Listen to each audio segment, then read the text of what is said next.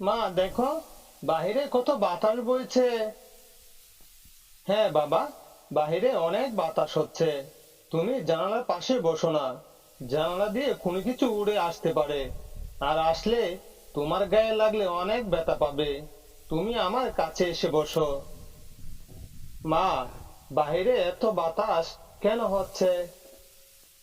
মনে হচ্ছে বাহিরে কাল বৈশাখী ঝড় হবে, তাই এখনই বাতাস শুরু হয়েছে। মা, আমার যে অনেক ভয় করছে। না বাবা, ভয় করে না। আমাদের ঘরটা অনেক শক্ত।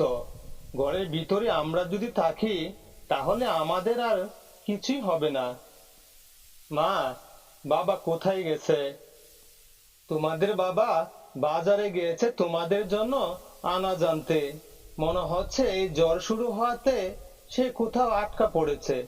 তাই তোমাদের জন্য আমি পায়েস রান্না করেছি। মা, আমার যে অনেক খিদা লেগেছে। হে হে হে মা, তাহলে তো আমাদের আজ খাবারটা খুবই মজা হবে। মিনু বাচ্চাদের ক্ষীর খাইতে দেয়, আর সে জানালার পাশে গিয়ে বলছে, ওগো শুনছো? তোমার কথায় যে আমার খুব চিন্তা হচ্ছে। বাচ্চাদের তো বলে দিয়েছি তুমি বাজারে তরকারি আনতে গেলে। আমি বাচ্চাদের পায়েস খাইতে দিয়েছি। তুমি কখন আসবে? মা, তুমি তো পায়েস খুব ভালো রান্না করেছো, খুব মজা হয়েছে। কিন্তু তুমি খাবে না পায়েস? হ্যাঁ বাবা, খাবো। তোমার বাবা আসলে আমরা দুজন একসাথে খেয়ে নেব। মা, আমরা তো ক্ষীর খেয়ে ফেলেছি। আমাদের তো তুমি কোনো গল্প শোনাওনি। হ্যাঁ বাবা, অবশ্যই তোমাদের গল্প শোনাবো, কিন্তু এখন না। রাত হলে তারপরেই তোমাদের গল্প শোনাবো। মা, বাহিরে অনেক বাতাস হচ্ছে। আমরা তো এখন আর ঘর থেকে বের হতে পারবো না। তুমি এখনই শোনাও না। ঠিক আছে বাবা, আমি আমাদের এই ঘরের মধ্যে একটা খেলা খেলবো। আর সেই খেলার তোমাদের কিছু নিয়ম কানুন শেখাবো এখন। তারপর মিনু পাখি বাচ্চাদের খেলার নিয়ম শিখাচ্ছে। আর এদিকে বাহিরে খুবই জোরে বাতাস এলো। এসে মিনু পাখির ঘরের উপরে একটি গাছের ডাল ভেঙে পড়ে। ডাল পড়ে মিনু পাখির ঘর পুরা চালেই ভেঙে যায়। মা, আমাদের বাঁচাও। বাবা, তোরা ভয় পাস নে, আমি তো আছি। তোদের কিচ্ছু হবে না। এসব কি হয়ে গেল? আমাদের ঘরটা তো খুবই মজবুত ছিল, তাও একটা ডাল পড়ে ঘরের চালটাই ভেঙে গেল। বাচ্চারা, আমাদের এই ঘর থেকে বের হয়ে যেতে হবে এখনই। তারপর মিনু পাখি আর বাচ্চারা ঘর থেকে বের হয়ে আসে। এদিকে বাতাসের গতি আরো বাড়তে থাকে। এখন আমি বাচ্চাদের নিয়ে কোথায় যাব? সে যে এখনো ফিরলো না। তারই কি কোনো বিপদ হলো কিনা সেটাও তো জানতে পারছি না। এমন সময় বাতাসে মিনু পাখির ঘরের উপরে আরেকটি গাছের ডাল ভেঙে পড়ে। আর তখন মিনু পাখির ঘরটা একদম ভেঙে চুরমার হয়ে যায়। এই জায়গাটা আমাদের জন্য মোটেও নিরাপদ নয়। এখান থেকে আমাদের নিরাপদ কোনো জায়গায় চলে যেতে হবে। চলো বাচ্চারা, এখানে আমাদের জন্য একদমই নিরাপদ নয়। তারপর মিনু পাখি বাচ্চাদের নিয়ে উঠতে শুরু করলো। এই ঝড় বৃষ্টির মধ্যে বাচ্চাদের নিয়ে বাইরে থাকা কোনোভাবেই ঠিক হবে না। আমাকে থাকার জন্য একটা জায়গা খুঁজে বের করতে হবে।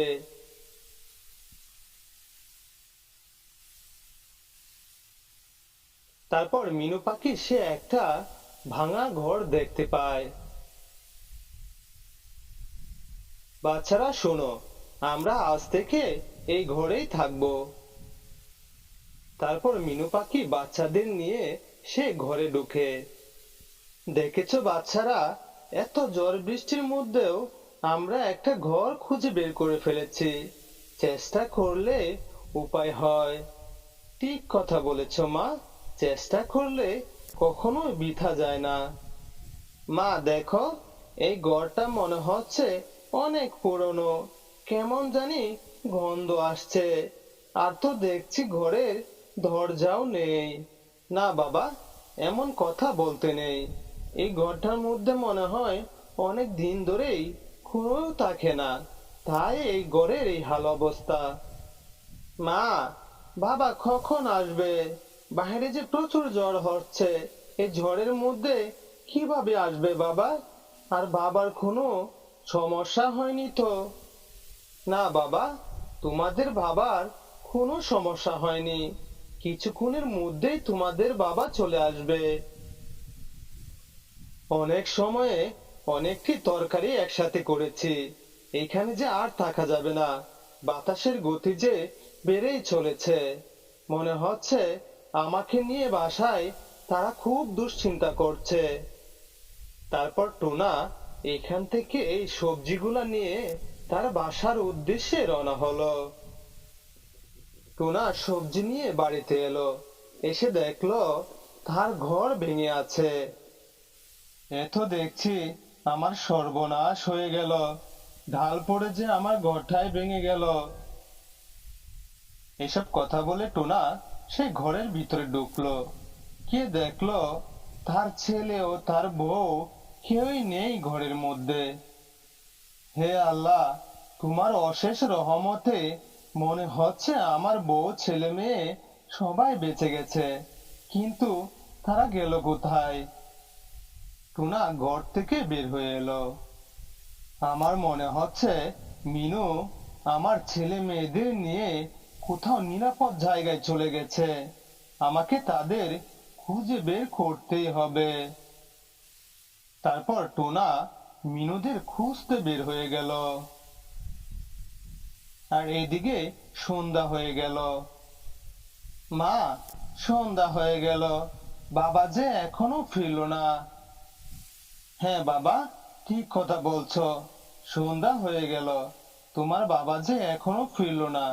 চিন্তা করো না, তোমার বাবা জলদি ফিরে আসবে। তোমার বাবা অনেক সাহসী ও বুদ্ধিমান। তোমরা এখন ঘুমিয়ে যাও, তোমার বাবা আসলে তোমাদের তখন আমি উঠিয়ে দিব। মা, তুমি আমাদের বলেছিলে রাতে গল্প শোনাবে, শোনাও না একটা গল্প। হ্যাঁ বাবা, তোমাদের অবশ্যই গল্প শোনাবো, তাহলে শুনো। অনেকদিন আগে একটি দেশে একটি রাজা বাস করত।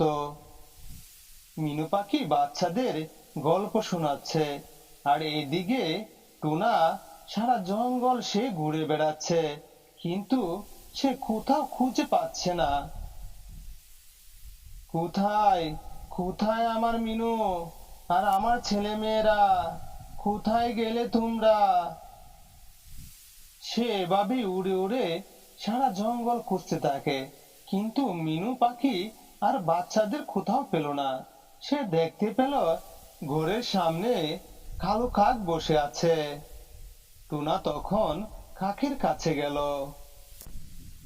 কাক ভাইয়া, একটা হলুদ রঙের পাখি, তার সাথে দুইটা ছোট ছোট ছানা, তাদেরকে তুমি দেখেছো? এই ঝড়ে আমাদের ঘরটা ভেঙে গেছে, আর আমি গিয়েছিলাম জমি থেকে তরকারি আনতে, এসে দেখি তারা নেই। হয়তো তারা নিরাপদ কোনো জায়গায় চলে গেছে। তুমি কি তাদের দেখেছো? না না, আমি তো এমন কাউকে দেখিনি। যদি দেখি তাহলে অবশ্যই তোমার কথা বলবো। তুমি খুঁজে বেড়াচ্ছ, তুমি একটু পরে আবার এসো আমার কাছে। তোমাকে অনেক ধন্যবাদ। আমার যা করার খুব তাড়াতাড়ি করতে হবে, মনে হচ্ছে ঝড় আরো বাড়বে। হ্যাঁ, ঠিক কথা বলেছ, মনে হচ্ছে ঝড় আরো বেড়ে যাবে। আর আশা করি তুমি তোমার পরিবারকেও খুব দ্রুতই খুঁজে পাবে। টুনা এসব বলে এইখান থেকেও চলে গেল।